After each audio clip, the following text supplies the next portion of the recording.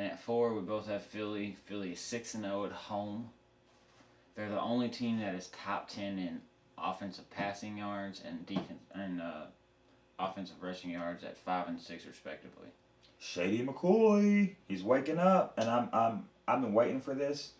I didn't see them going that crazy on Dallas, but Dallas couldn't stop anything they did. Mark Sanchez, after that one bad game that he had, he seems once again very comfortable in this offense. You have Macklin, you have Sproles, you have Riley Cooper. I mean, he just throws the ball out there. Hey, and Chip Kelly's 13-4 since week 12 of last year.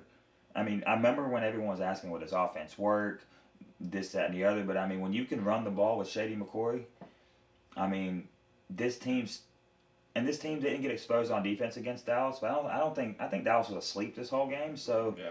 their defense still worries You me. can't say anything because let's think about it. You got Sunday night game, and then that Monday you're almost resting to kind of get ready back, and then you only have practice Tuesday, and then you walk through on Wednesday, so nobody gets hurt, and then you have to play on Thursday. It's just too quick of a turnaround. Right, and I don't. They're 6-0 at home, so Philadelphia's best bet for the playoffs is winning home field advantage, or at least getting the 2 seed, so they only have to play I one. think they get the 2 seed because I think Arizona, the winner of their division, is going to be a 3. It's either Arizona or Seattle. Oh wow, Philadelphia is sitting in the number 2 spot, aren't they? Because Well, Green Bay is just ridiculously good right now. They've won 4 straight. But we'll get to them in a minute. oh, we actually our top 4 are not the same. We disagree on number 3. Flip-flop. We flip 2 flop. and 3. At number 3, I have New England, and yes, America. I know the Patriots beat the Broncos a couple weeks ago. I know that New England had won 7 in a row and lost once for the first time. I know that Denver has been up and down this year. Let me explain why I have New England at number 3. What I saw yesterday from that Belichick defense blew my mind. And we're going to get to Green Bay about how the game was at Lambeau and Rodgers is that good. When you go and look at ESPN.com and you go look at the receivers and you see long of 45, long of 35, long of 56, I mean, just big play after big play after big play.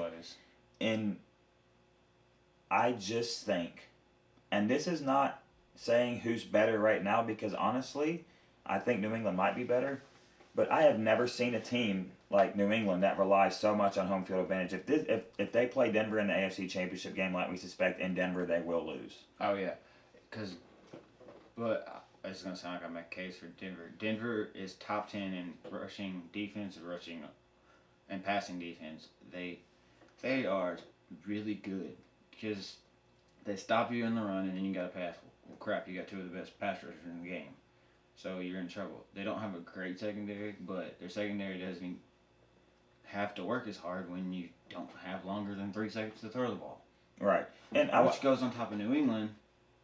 There was one play that I remember counting for at least 15 seconds where Aaron Rodgers was standing in the pocket. We need to make sure to put the graphics of both New England and Denver because I think we're just going to have a conversation right now about these 2 teams. He has New England at 2. I have him at 3. I have Denver at 2. He has him at 3. That way we can just talk about it all at the same time. The one thing that I liked, what I saw yesterday from Denver, is Kansas City shut their offense down in the second half. Peyton Manning did not have a great completion percentage. He only threw for 179 yards. They ran the ball very well. I think that's why I have Denver at 3. It's just because of the opponent. Kansas City is not as good as Green Bay is, so that kind of right. The whole but it was at Arrowhead where they're very good. So and Kansas City beat New England, and that's why I don't like to compare head-to-head matchups because Kansas City on a Monday night, I don't know, Kansas City on a Sunday night, Denver found a way to win, and New England honestly played from behind against Green Bay the whole time. Listen, if you tell me that you think New England should be 2 and Denver could be 3, it's not. I could agree with you. It's just it's like arguing. I actually kind of just did this so we could have this argument because I have them at 2 and 2A, but it's a flip flop for me. New England still holds the tiebreaker for home field advantage. I haven't looked at New England's schedule. I know they play at San Diego next week, which is a dangerous game for them, and Denver plays Buffalo. Because that's a long trek over there. And Denver's at home against Buffalo, which Kansas City to Denver's not that much, not that big of a trip. But I guess now we'll get to the number 1 team. which we both agree is Green Bay. They have, I would have to say, overall the best offense in the league right now. Yes. Them and Denver, which is you can argue for Denver, but Aaron Rodgers is doing things with people that you would never think of. Like this Adams kid yesterday went completely berserk. Who's this kid? Yeah, Green Bay, Jordy Nelson, and even when he's not throwing to Jordy Nelson, Randall Cobb, Eddie Lacy out of the backfield. He's been beast moding lately. That was probably the best draft pick they've had in quite a while. The defense actually played very well. I mean, they held Tom Brady in check, and they made a key sack on a fourth down where New England needed to convert and sack them. And then when New England needed to make a stop, they couldn't. Aaron Rodgers just found a guy across the middle for that first down. You saw the F-bombs coming from Brady on the sideline. Not a teammate, just purely frustration. Honestly, I have a thought of these top three teams because I think they're the three best teams in the NFL.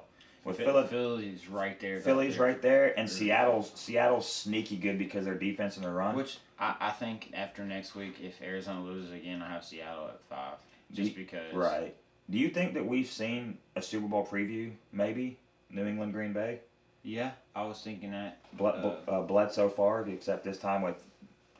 it was Bledsoe Favre, but now we'd have Rodgers, Brady. Which, honestly, even if we got Rodgers, Manning, we're set up, hopefully, if Philadelphia, because Mark Sanchez in the Super Bowl, I don't want to see that. No offense to Mark Sanchez, but, Rodgers, Brady, Rodgers... Manning, or even outside pick Rodgers, Andrew Luck. Rodgers Luck would be good. What about Manning Romo? You just don't know. Yeah, there's some good quarterbacks because Seattle, Arizona, Manning, Stafford would be fun in the Super Bowl. Calvin Johnson. All these teams. Sue. Man, and I had something I wanted to say. I say everybody in the top 9 have a chance to go to the Super Bowl.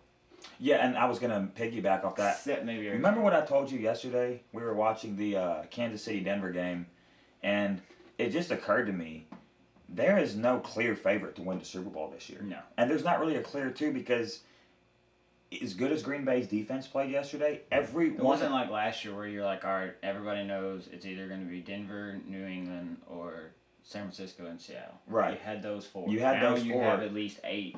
Every one of these teams has a gaping weakness. I could go down and say Green Bay's defense, Denver's physicality, New England's defense and lack of weapons. You could say Philadelphia's defense, Seattle's offense, Arizona's quarterback situation, Dallas's defense, Indianapolis's defense, Detroit's lack of being in big games, and Cincinnati. Well, I don't need to say any more about Cincinnati. I will say this.